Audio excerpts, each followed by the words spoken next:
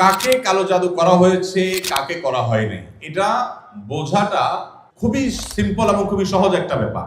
কিছু আলামত আছে যে আলামতগুলো খুব সহজেই দেখে বোঝা যায় এই লোকটা ব্ল্যাক ম্যাজিকের রোগী বা জাদুর রোগী। আপনারা জানেন যে আমাদের সমাজের এক শ্রেণীর মানুষ এই কালো জাদুতে বিশ্বাস করে না।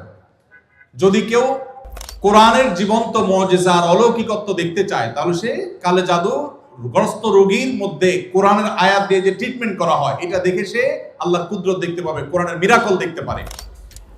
তো কালো জাদু এটা কোনো মানুষকে আক্রান্ত করলে সচরাচর সাধারণত কোনো ওষুধে কোনো কাজ হয় না, কোনো চেক আপে কোনো রোগ ধরা পড়ে না, দিন দিন অসুস্থ হয়ে যায়, খুব ভয়ঙ্কর একটা পর্যায়ে চলে যায়।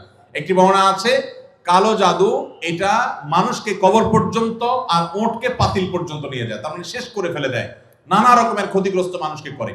এবং আজকাল আপনারা দেখেছেন অনেকেই বিভিন্ন ফুটবল টিমের ভালো ভালো খেলোয়াড়দেরকে কালো জাদু করা হয় এবং এগুলো নিয়ে ইন্টারন্যাশনাল মিডিয়াগুলোতে নিউজ প্রকাশ করা হয় এবং সমস্ত দুনিয়াতে মানুষের কাছে ওপেন সিক্রেট এখন যে বড় বড় খেলোয়াড়দেরকে ব্ল্যাক ম্যাজিক করা হয় এবং সেটার যে প্রভাব হয় সেটাও মানুষের কাছে দিনের আলো মতো পরিষ্কার। তাহলে আমার বুঝতে অসুবিধা কোথায়? বরং কোরআন যেটার কথা বলেছে সেটা বাস্তবায়ন দেখতে পেরে আমার ঈমান আরো বেড়ে যাওয়ার কথা।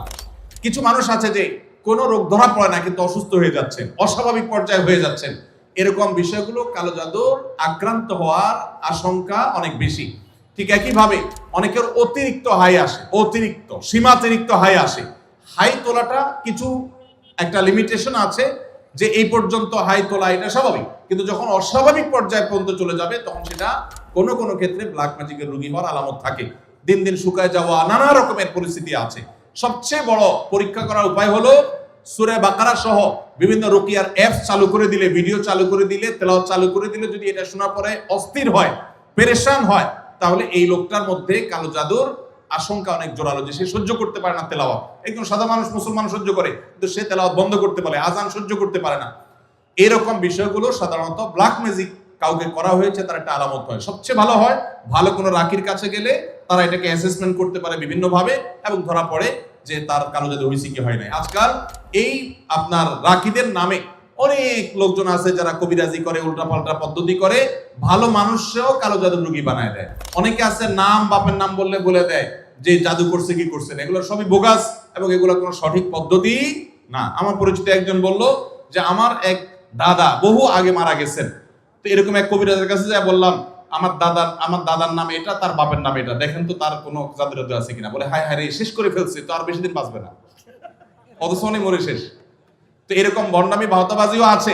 এই জন্য যারা কোরআন হাদিসের আলোকে রুকিয়া করে, ঝাড়ফুঁক করে, এরকম মানুষদের শরণাপন্ন হবেন। এই সমস্ত প্রশ্ন উত্তর দেওয়ার কারণে আমার কাছে সব ঝাড়ফুঁক নিতে আসে।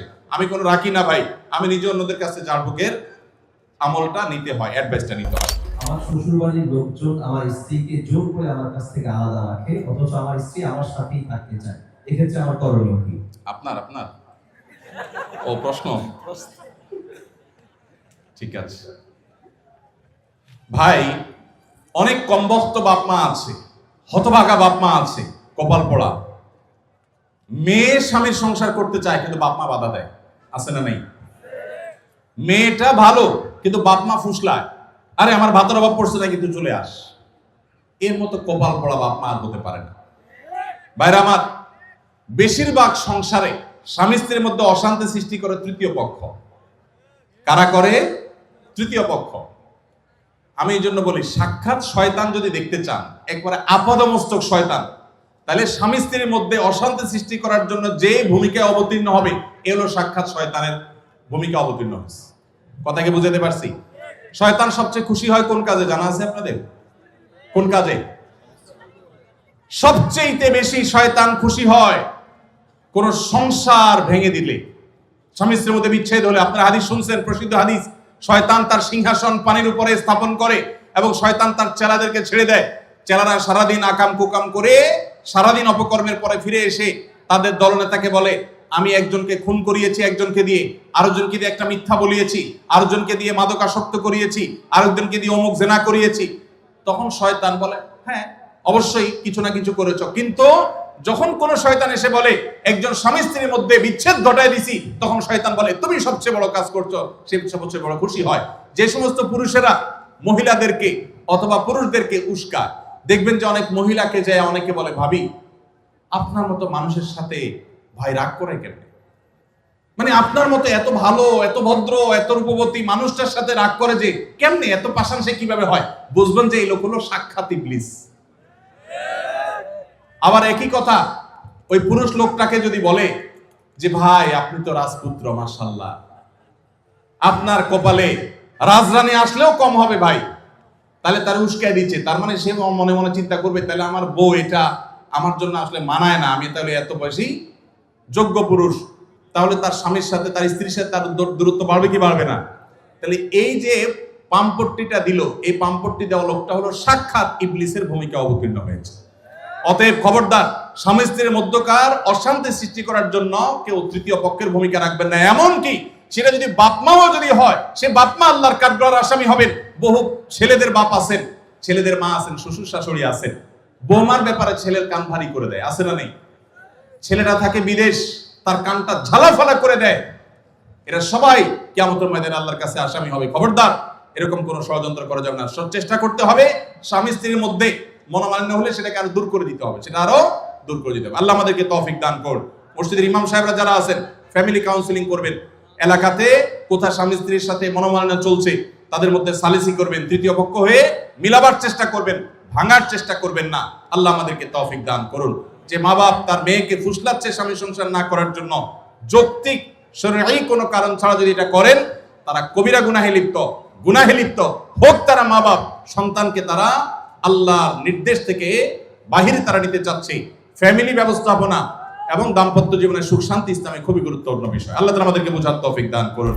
রমজানে মাঝে মাঝে তারাবির নামাজ ছুটে যায়, যদি আমার তারাবির নামাজ ছুটে যায় এতে কি আমার রোজা আদায় হবে বা রোজার পূর্ণতাতে কোনো সমস্যা হবে কিনা?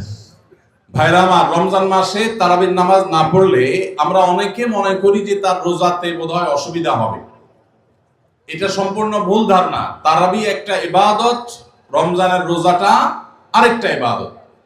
যেহেতু তারাবি না পড়লেও রমজানের রোজা হয়ে যায়, তাহলে তারাবি পড়ার কি আর দরকার আছে? কেন? রোজা তো হয়ে যাবে। আলাদা ইবাদত। রোজা রাখা একটা ইবাদত, তারাবি পড়াটা আরেকটা ইবাদত। নবী করিম সাল্লাল্লাহু আলাইহি সাল্লাম একই হাদিসে দুটি কথা বলেছেন, মান কামা রমাদানা ঈমানান ওয়া ইহতিসাবান গুফিরা লাহু মা তাকাদ্দামা মিন যামবি। একই হাদিসে বলেছেন, মান সামা রমাদানা ঈমানান ওয়া ইহতিসাবান গুফিরা লাহু মা তাকাদ্দামা মিন যামবি। যে ব্যক্তি ঈমান এবং ইখলাসের সাথে রমজানের রোজা রাখবে, আল্লাহ তার পূর্বের গুনাহ মাফ করবেন। যে তারাবি পড়বে তারও পূর্বের গুনাহ মাফ করবেন ইনশাআল্লাহ। এইজন্য ভাইরা, তারাবির নামাজ পড়তে হবে। এটা সুন্নাহ, গুরুত্বপূর্ণ সুন্নাহ, সাধারণ সুন্নাহ না। নবী সাল্লাল্লাহু আলাইহি সাল্লাম ছাড়েন নাই, সাহাবীরা ছাড়েন নাই। কোনো ওযর ছাড়া তারাবি ছাড়া যাবে না। জামাত ছুটে গেলে একা একা হলেও পড়বেন, কিন্তু কোনো কারণে পড়তেই পারলেন না, সফরে আছেন, ট্রাভেলে আছেন, বাসে ছিলেন, ট্রেনে ছিলেন, নাইটে সফর করেছেন, তারাবি পড়তেই পারেন নাই, ইনশাআল্লাহ আপনার রোজা হয়ে যাবে।